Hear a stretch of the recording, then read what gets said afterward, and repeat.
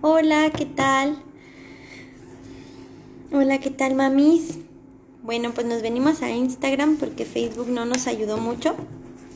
Así que vamos a intentar hacer nuestro live del día de hoy. Como ya les había comentado, vamos a estar empezando con la campaña de signos de alarma prenatales y pues con este live se empieza lo que es signos de alarma, es la campaña de signos de alarma en el desarrollo infantil, ¿sale? Entonces voy a esperar que se conecte la especialista y vamos a comenzar con nuestro live a través de Instagram, ¿vale?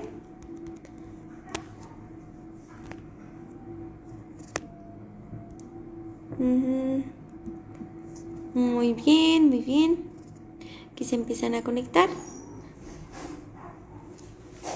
Hola, hola, hola a todos. Fátima, aquí estás, ya te puedo ver. Agregar. Aquí está. Listo, creo que ya.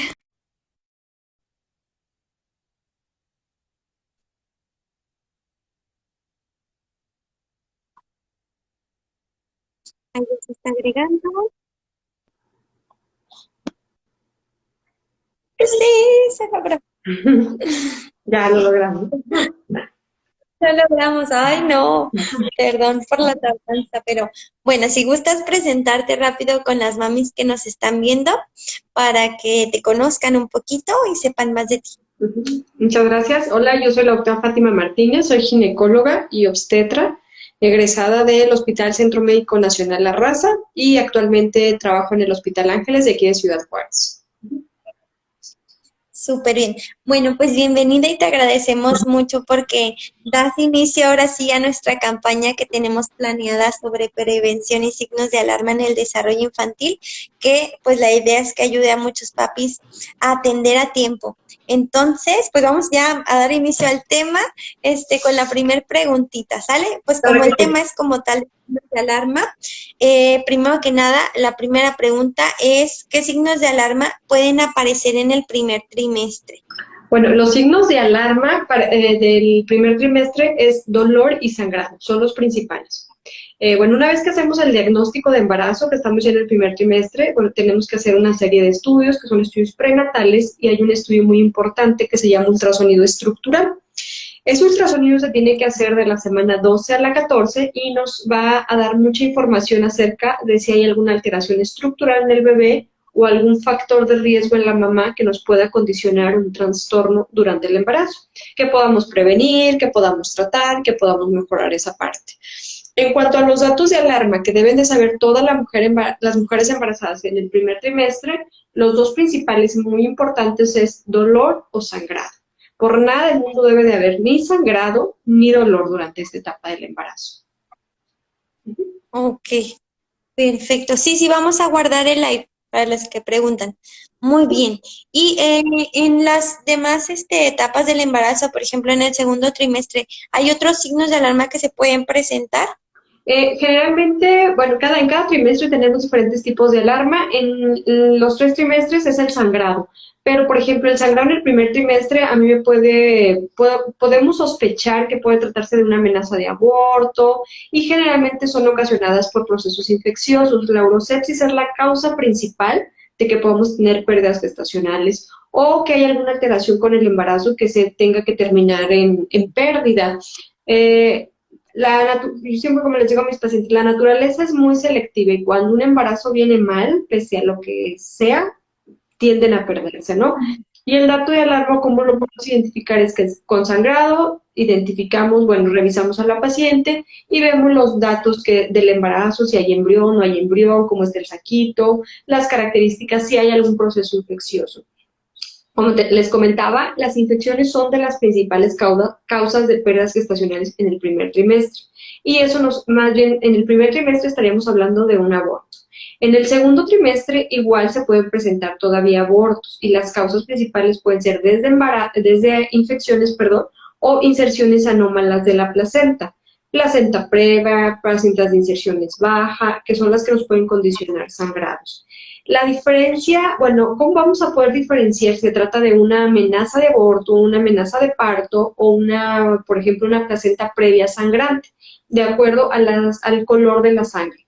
Por ejemplo, cuando es de amenaza de aborto, la sangre es más oscura, como una sangre oxidada. Cuando es por una placenta previa, generalmente la sangre es fresca, como si se acabaran de cortar, ¿sí? Porque la placenta se inserta cerca del orificio o está ocluyendo el orificio cervical, que es por donde va a salir el bebé, entonces inmediatamente sale la sangre. En el tercer trimestre igual tenemos datos de alarma de sangrado.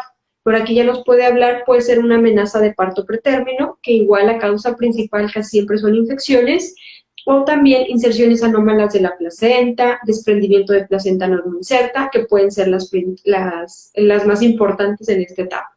Lo que ya les comentaba de la placenta previa, o que por ejemplo, cuando hay trastornos hipertensivos del embarazo, es muy frecuente que se desprenda la placenta por aumentos de presión sanguínea. Entonces, eso también nos puede dar datos. Nos dan otro tipo de datos, por ejemplo, hipertonía uterina, que tengan como actividad uterina contracciones muy fuertes, o también la presencia de sangrado. Puede ser sangrado mutilante o sangrado también un poquito oscuro. Va a depender mucho del ciclo del desprendimiento. Esto a los 3 meses, ¿verdad? Esto último que me comentaste. ¿Mandé? Esto último que me comentaste se identificaría a los 3 meses, ¿verdad? A partir de los 3 meses es más No, eso común lo saldría del en el tercer trimestre. tercer En trimestre. Ok. en el primer trimestre prácticamente son abortos. Ujú. Hay diferentes tipos de aborto, bueno, hay una clasificación, o también es muy importante cuando hay dolor y hay sangrado, también hay que descartar que no se trate de un embarazo ectópico. Ok, perfecto. Muy bien. Oye, y si, bueno, no sé a qué etapa específicamente ya empezamos a sentir al bebé, pero si es que no se siente en la etapa que corresponde, ¿podría ser un signo de alarma?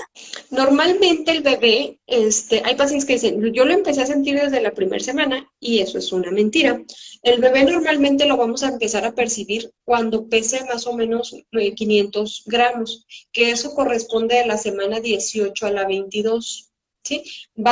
Hay pacientes que lo empiezan a percibir un poquito antes en los movimientos, sobre todo en las pacientes multigestas, en las que ya han tenido más bebés, empiezan a detectar antes. Antes de la semana 18 o antes de que pesen 500 gramos, es difícil que puedan ser los movimientos del bebé. Y, por ejemplo, mucha gente se asusta en el primer trimestre, es que no siento a mi bebé y siento que algo pasó, pues realmente es que no tiene por qué sentirlo todavía. Sí, es normal. ¿Y cuándo empieza a ser alarmante el no sentirlo? Generalmente eso pasa más en el segundo o tercer trimestre. Después de 2 horas de no sentir a su bebé bajo un estímulo, ahí ya puede ser un dato de alarma. Bueno, si yo no siento a mi bebé, bueno, una embarazadita no siente a su bebé, ¿cuál es la recomendación? Recostarse del lado izquierdo, comer algo dulce, estimular su pancita. Si pasan 2 horas y no percibe movimientos, lo más recomendable es acudir con su médico para que realice una revisión del bebé y un perfil biofísico, que es ver si cómo está la frecuencia cardíaca y otros estudios que se tienen que hacer de la monitorización fetal del bebé. Ok. Los signos como dolor de cabeza tienden a ser un signo de alarma. ¿Sí? Principalmente la cefalea, dolor de cabeza, acompañado de otros síntomas, por ejemplo, acúfenos, fosfenos, que esos, bueno, acúfenos, escuchar ruiditos como zumbiditos de oído, ver lucecitas, acompañado de dolor de cabeza, pero generalmente esos nos generan un problema después de la semana 20, que es cuando podemos presentar trastornos hipertensivos del embarazo. Antes de la semana 20 también se pueden presentar, bueno, eso es nada más para clasificarlos como si es un trastorno hipertensivo del embarazo o si la paciente ya es hipertensa. Y se relacionan con niveles de tensión arterial elevados. Ok, perfecto. ¿Y qué cuidados les recomiendas? Bueno, ya vimos lo de hacerse el estudio, el primer estudio que nos comentaste. Después de eso, ¿hay algún seguimiento que ellas puedan dar como, bueno, sé que se tiene que dar seguimiento, ¿verdad? Pero como algún estudio que tengan que hacerse después que no deba pasar? Bien, durante el embarazo, bueno, tenemos que llevar un control específico y el control, bueno, también depende mucho, tenemos que individualizar a cada paciente, va a depender mucho de sus factores de riesgo. O sea, no es lo mismo ver a una paciente embarazada de 25 años sana, sin ningún factor de riesgo, a ver una paciente a lo mejor de 20 años, diabética tipo 1, con uso de drogas y otro tipo de alteraciones. Los ultrasonidos estructurales, lo más recomendable, o lo que nos dice la norma oficial mexicana, lo que nos dicen todas las guías, lo debemos de pedir en todas las pacientes. Lo ideal sería que lo hicieran todas las pacientes. Al ser un estudio un poco costoso, bueno, lo podemos pedir en pacientes mayores de 30 años simplemente por edad. O en pacientes menores de 30 años cuando hay un factor de riesgo, alguna comorbilidad, ya sea que sea hipertensa, diabética, nefrópata, o que tenga algún factor, alguna pérdida gestacional, algo que a nosotros nos indique que puede ser un factor de riesgo. Esos estudios, lo más recomendable es hacer uno por trimestre. En el primer trimestre se hace de la semana 12 a la 14, en el segundo trimestre de las 18 a la 22, y en el tercer trimestre generalmente lo solicitamos de la 28 a la 32. Y se pueden solicitar extras, por ejemplo, cuando detectamos alguna anomalía, cuando detectamos alguna alteración. El ultrasonido del primer trimestre también va acompañado de una serie de estudios de laboratorio. Son pruebas bioquímicas que nos van a ayudar a aumentar la probabilidad diagnóstica. Estos estudios nos van a detectar en cada etapa, en cada trimestre nos van a estudiar ciertas patologías en el embrioncito y también factores de riesgo en la mama. Perfecto. Oye, y cuando ya detectamos, por ejemplo, pues no sé, una mami que esté embarazada, empieza a presentar tal vez sangrado, alguno de los signos de alarma que comentaste, eh, tenemos que atender cuanto antes, ¿qué recomendaciones les das? Sí, lo ideal, cuando una paciente refiere que hay sangrado y embarazo, la consulta no puede ser por teléfono, o sea, tiene que acudir a revisión. Se tiene que hacer una exploración. ¿Tienen que ir directamente a urgencias ¿Sí? o pueden esperar consulta? Si su ginecólogo en ese momento no le contesta, lo ideal es que acudan a urgencias, se tiene que hacer una revisión ginecológica, se tiene que valorar el estado de salud del bebé y integrar un diagnóstico. Pruebas infecciosas, Ok, que es la principal causa, pero siempre tenemos que estar pensando en otras alteraciones. perfecto. Bueno, es que no pudimos poner la presentación, pero en la presentación que nos habías compartido, que después les paso a las mamis los datos, comentabas como signos de alarma por cada trimestre. Ajá, No sé si no los pudieras platicar claro así que un sí. poquito para Mira, que las mamis me gustaría se queden con esa idea específica que creo que es lo más importante del live. claro que sí, mira, durante el primer trimestre los principales datos de alarma, son las náuseas, el vómito. Estos a su vez nos pueden ser vómitos incoercibles, o sea que sean súper intensos, que no puedan tolerar alimento. Esto nos lleva a tener episodios de deshidratación y de pérdida de peso. ¿Hasta qué punto vamos a considerar normal que una paciente esté vomitando? Sabemos que las mujeres embarazadas, por aumento de los niveles hormonales, sobre todo de la hormona gonadotrofina colónica humana, va a ser la responsable de estos síntomas. Pero no podemos dejar que una mujer nos llegue a estados de deshidratación porque también podemos tener otras complicaciones por deficiencia de electrolitos. Entonces, aquí ya estaríamos englobando en dos patologías, una que se llama emesis gravídica o hiperemesis gravídica. Y muchas veces hay que hospitalizarlas, canalizarlas para pasar medicamento vía intravenoso, controlar el vómito, controlar la náusea y que puedan empezar a ingerir alimentos. Eso sería un factor de riesgo cuando tengan vómitos de manera incoercible, o sea, que no cedan con nada, que no toleren nada vía oral, que les impida comer, o sea, que ya estén teniendo compromiso en el peso y en la hidratación. Sí, ese sería el principal factor de riesgo. Obviamente el sangrado y el dolor que ya comentamos también. Perfecto. ¿Y en el segundo trimestre? En el segundo trimestre puede ser el sangrado vaginal también, También podemos, en el segundo trimestre también la náusea y el vómito. En teoría, la náusea y el vómito pasa a partir de la semana 14. Si este se perpetúa y sigue siendo, sí hay que descartar a lo mejor alguna patología, ya sea algo metabólico o también del mismo embarazo. Muchas veces los embarazos gemelares, embarazos con alguna alteración, por ejemplo, embarazos molares, pueden generarnos este tipo también de vómitos exagerados o en el segundo y tercer trimestre, más en el tercer trimestre, los vómitos incontrolables se pueden asociar con estados hipertensivos, ¿sí? O sea que no es normal que estén presentando vómitos al final, hay que descartar que no se esté elevando la presión arterial. En el Ok, segundo trimestre, bueno, otro de los factores importantes, pues, son las infecciones. Les comentaba que es muy frecuente que durante todo el embarazo tengamos infecciones. Entonces, durante todo el embarazo siempre hay que estar interrogando, hay que tener siempre la intención de investigar esa parte, porque es muy importante. Las infecciones en el embarazo son. ay, perdón. La infección, se reconocería con ardor al momento de orinar. Fíjate que es a lo que iba. Durante el embarazo, las infecciones casi siempre son asintomáticas. Cuando presentan síntomas, ya muchas veces ya tenemos la Ujú. complicación, ya el sangrado, ya empiezan con actividad uterina. ¿Por qué son Mm, asintomáticas? Porque el mismo embarazo hace que nuestro organismo baje mucho las defensas, como un mecanismo de protección del bebé para no rechazar al bebé. Entonces, estamos descuidando otras áreas. Por eso es mm. que usan con infecciones, inclusive a veces graves, y no tienen síntomas.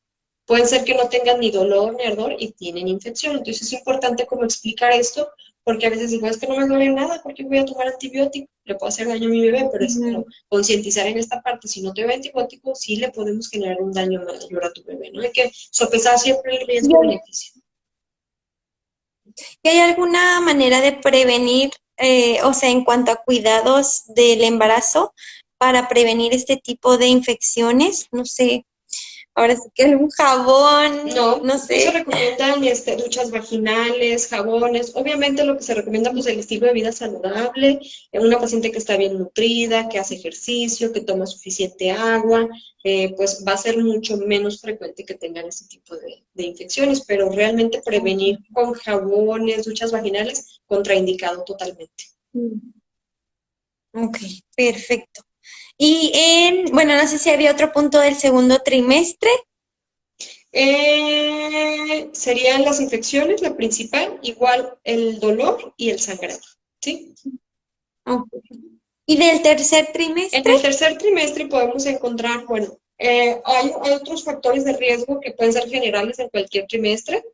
Infecciones puede ser en cualquier trimestre. La fiebre también. Hay pacientes, por ejemplo, que presentan fiebre en cualquier trimestre. Siempre hay que descartar un proceso infeccioso.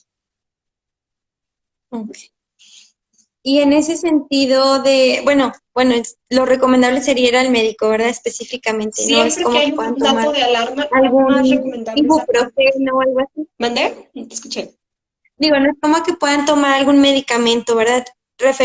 Preferentemente ir a médico. Es lo ideal. Siempre lo ideal es de que acudan a revisión con el médico, porque pensamos es fiebre, con un paracetamol se me va a quitar y hasta la vecina se lo receta, pero ya cuando tenemos la Sí. complicación, pues vemos que realmente hubo muchos momentos de oportunidad para poder evitar que llegaran a complicarse, ¿no?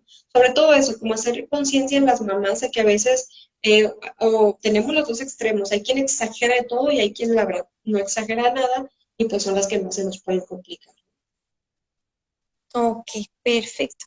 ¿Hay algún punto en el tercer trimestre que falte agregar? En el tercer De- trimestre, pues tenemos a lo mejor un poquito más datos de alarma. Los principales, si es dolor, salida de líquido, sangrado, aquí es muy importante. Bueno, se puede presentar la salida de líquido en cualquier trimestre, pero es más frecuente en el último trimestre, que es la ruptura de y membranas.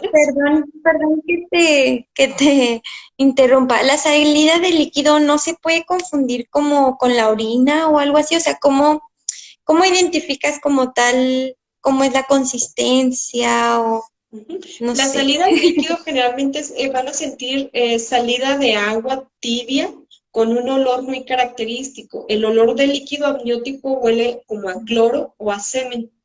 Y es un líquido, una agua blanquecina, a veces con grumos, y que no la pueden contener, a diferencia de la pipí o de la orina. que es como la principal causa. Otra de las cosas que podemos diferenciar es que es continua. La orina la puede ser de manera intermitente y el olor también, que es muy característico. ¿Sí? Pero aún así, aunque tienen sus olores característicos, también hay casos donde pues, no se identifica y llegan ya sin líquido a la consulta de revisión. Aquí el riesgo principal, cuando hay salida de líquido y que no lo identificamos a tiempo y que pasan más de 24 horas, pues podemos tener procesos infecciosos graves, tanto del bebé como de la mamá. ¿Sí? Se compromete la vida de los dos. Entonces sería igual, salida de líquido, sangrado, fiebre, el dolor de cabeza, zumbido de oídos, dolor en la boca del estómago, epigastralgia. Eso nos puede orientar más a presentar síntomas o son datos de un trastorno hipertensivo. Entonces, si hay pacientes que tienen cefalea, no es normal que tengan cefalea y que se acompañe de alguno de estos signos. Otro de los factores también, la retención de líquidos, muchas veces lo asociamos con que puede ser algún de trastorno hipertensivo, no, generalmente la retención de líquidos en este trimestre, sobre todo a finales del segundo, principios del tercero y todo el tercer trimestre, y esto generalmente son por diferencias de presiones oncóticas, que es un proceso normal durante el embarazo porque aumentan los líquidos. Ok, muy bien. Pues creo que quedó muy claro. Al menos yo que no he estado en este mundo del embarazo todavía, pues lo entendí bastante bien. No sé si quieras darnos algún tip o recomendación para las mamis que pues están en este camino y que pues están, puede nerviosas, puede que muy emocionadas, pero más que nada que les des como de recomendación para que se cuiden o para que pues estén tranquilas durante este proceso. Yo creo que el embarazo es una de las etapas más bonitas de la mujer, y es algo muy maravilloso ir siguiendo la evolución de cómo crecen los bebés.